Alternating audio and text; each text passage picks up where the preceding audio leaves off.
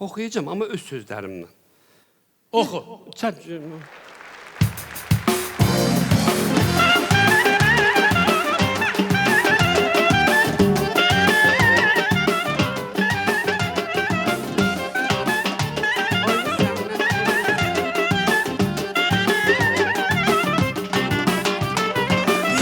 Kanın kırılsın, çayın yere dökülsün. Sizin bağın meyvesi bizim bağa dökülsün. Baktan kredit alasan, faizlerde batasan. Baldan yemiş katasan, onu yiyip yatasan. Bahçamız gül çiçekli, gülümüze kurban siz olun.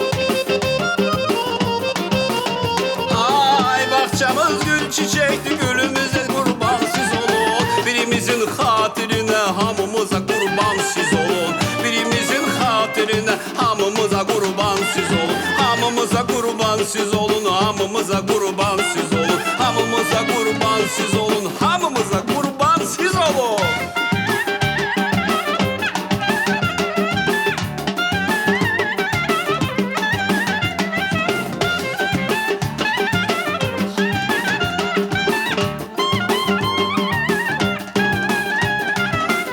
Cibin cırılsın, pulun yere dökülsün. Teze aldığın paltar baştan başa sökülsün. Görün bura gelenler toya pul yazılmasın. Restoranın hesabı senin boynunda kalsın. Bahçamız gül çiçekli, gülümüze kurban siz olun.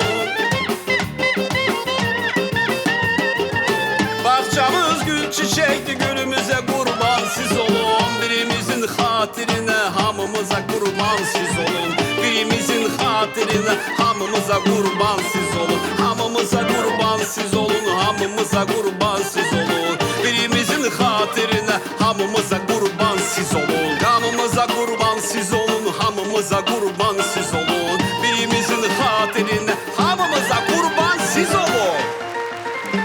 Sağ ol. Gedi. Ha, gel, gel.